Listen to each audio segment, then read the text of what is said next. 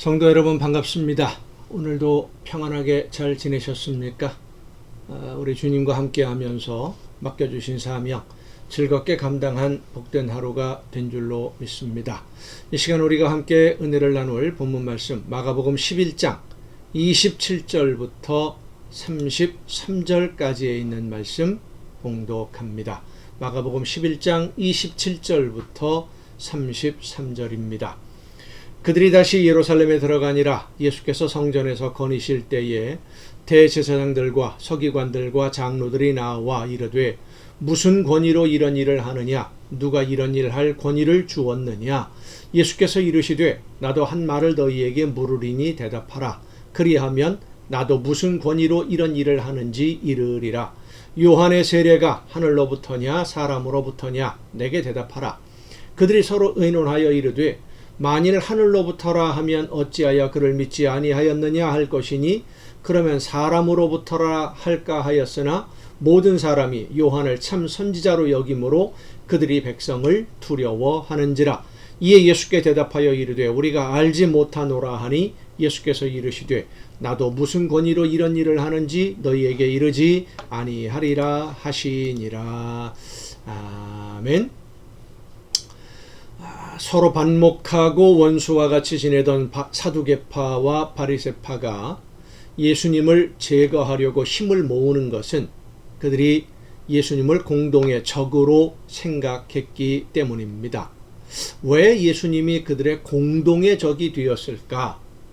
성전을 독점하고 있으면서 성전을 이용해서 자기들의 이익을 추구하던 사두개인들에게 있어서 예수님은 성전을 성전답게 회복하려는 그런 사람이라기보다는 지금까지 자신들이 당연하게 누리고 있던 성전을 이용해서 얻을 수 있는 이익을 얻지 못하게 방해하는 사람일 뿐이었습니다. 성전을 통해서 얻는 이익을 빼앗아가려는 사람, 빼앗아가려고 하는 사람, 그런 사람으로밖에 안 보이는 거죠. 그 누구도 제사장들이 관리하는 성전에 대해서 장사하는 사람들에 대해서 이의를 제기하는 사람이 없었는데 예수님은 그들을 강도라고 할 뿐 아니라 제사장들의 수입원이었던 좋은 수입원이었던 성전의 장사터를 망가뜨린 아주 괘씸한 사람이 바로 예수님이었던 것이죠. 또 율법을 독점하고 있으면서 율법을 해석하고 가르치는 그런 권한을 이용해서 자기들의 생각을 마치 하나님의 말씀인 것처럼 율법을 해석하고 자기들 마음대로 해석해서 왜곡해서 가르쳐왔던 바리새인들은 예수님이 전하시는 하나님의 나라에 대한 말씀, 율법을 온전하게 하시려고 하신다는 예수님의 율법 해석이 지금까지 자기들이 구축해왔던 율법의 수호자, 율법을 지키는 사람, 율법을 통해서 하나님의 나라를 회복하는 사람, 이런 모든 것들을 자기들이 지금까지 누려왔는데 그 성벽이 무너지는 듯한 위기로 다가오게 된 겁니다. 결국 이 사두개인들과 바리새인들은 유대인들이 가장 중요하게 여기고 있었던 하나님을 믿는 신앙의 두 축, 성전과 율법을 하나씩 나눠 가지고 자기들의 이익을 위해서 독점하면서 자기들이 원하는 대로 왜곡하고 이용해서 이익을 얻고 있었던, 그러니까 하나님을 이용해서 개인의 이익을 얻는 그런 세력들이었다라고 하는 것이 예수님의 가르치심과 예수님이 하시는 일로 인해서 드러나기 시작을 하니까 협력해서 예수라고 하는 공동의 적을 제거하려고 했던 것입니다. 이 거대한 두 세력이 예수님에게 던진 질문이 누구의 허락을 받고 이런 일을 하느냐 하는 질문이었습니다. 누구의 허락을 받고 어떤 권위로 누가 어떤 힘 있는 사람이 이런 일을 해도 된다고 승인을 했느냐? 누구의 허락을 받고 율법을 해석해서 가르치고 누구의 허락을 받고 성전에서 장사하는 사람을 내쫓은 것이냐 하고 질문한 거예요.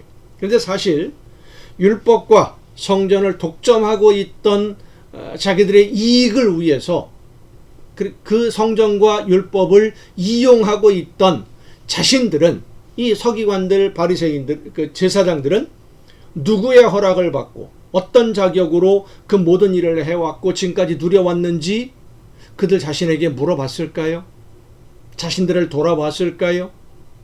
자신들에게 해야 할 질문을 예수님에게 하고 있었던 것입니다. 자기를 모르는 거죠. 자기들은 당연한 거고.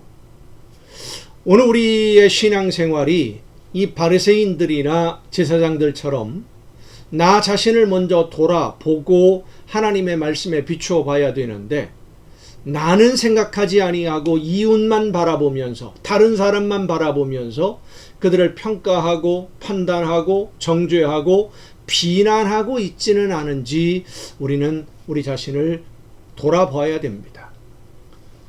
우리는 이웃을 평가하고 판단하는 일에 매우 익숙해져 있습니다. 겉으로 드러나 보이는 이웃의 말이나 그들의 행동을 보면서 내가 알고 있는 기준과 상식을 근거로 그들의 말을 분석하고 행동을 분석하고 해석하면서 옳고 그름의 기준, 이웃을 판단하는 기준이 내가 가지고 있는 기준이에요. 내 기준을 가지고 이웃을 판단하면서도 조금도 부끄러움이나 죄책감을 느끼지 않는 경우가 참 많습니다. 나는 잘하고 있다고 보거든요. 내 관점에서 보면. 하지만 우리가 생각해야 될 것은, 우리가 이웃을 판단하고 비판할 때는 먼저 나를 바라보시는 하나님의 시선을 의식해야 됩니다. 하나님이 나를 바라보고 계신다는 것을 깨달아야 됩니다. 하나님이 나를 보실 때 나는 어떤 모습으로 보여질까? 하나님의 평가 기준으로 보실 때 그 하나님의 평가 기준에서 나는 어떤 평가를 받을까? 바리새인들이나 제사장들은 지금까지 당연하게 해왔던 자신들의 행동이 하나님 앞에 어떤 모습일지를 생각하지 않았습니다. 하나님께 책망을 들을지 비판을 들을지 꾸중을 들을지 생각하지 않았기 때문에 예수님이 하신 일을 항의하러 찾아온 거예요. 예수님이 하신 일이 하나님이 기뻐하시는 일인지, 자기들이 지금까지 해오고 있던 일들이 하나님이 기뻐하시는 원하시는 일인지 생각하지 않았어요. 자기들은 당연한 거예요.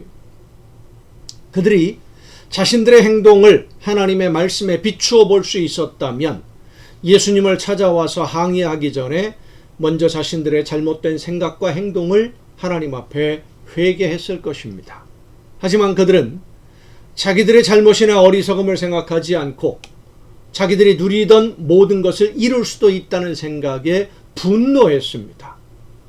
자기들보다 더 힘이 있고 권위가 있다고 생각하지 않았던, 자기들보다 한참 아래에 있다고 생각했던 한 시골 청년이 자기들의 권위에 도전한다는 생각에 분노했던 것입니다. 그리고 그들의 이런 분노는 결국 예수님을 죽음으로 몰아가는 원인이 되었습니다. 나를 돌아보고 회개해야 할 때 회개하지 않으면 나 스스로를 죽음의 수렁으로 몰아넣게 된다는 것을 우리는 잊지 말아야 됩니다. 예수님이 율법을 해석하고 가르치실 때 바리새인들이 예수님의 말씀을 근거로 자신들의 모습을 돌아보았더라면, 지금까지 자기들이 해석했던 하나님의 율법이 올바른 방향인지 예수님이 말씀하시는 것이 옳은 것인지를 돌아보았더라면 그들은 회개했을 것입니다. 제사장들이 예수님이 성전에서 장사하는 사람들을 내쫓을 때에 이런 행동들이, 이 사람들이 장사하도록 허락한 우리가 하나님 앞에 잘못된 것이로구나 라는 것을 깨달았더라면 그들은 회개했을 것입니다. 그런데 자신을 돌아봐야 할 시간에 이웃을 판단하고 분노함으로써 그들은 하나님이 주시는 기회를 잃어버렸고 스스로를 멸망의 수렁으로 밀어 넣은 것입니다. 오늘 우리에게 이런 모습들은 없는지 다시 한번 돌아보면서 하나님의 말씀 앞에 바로 서는 여러분 모두가 될 수 있기를 간절히 바랍니다. 기도하시겠습니다.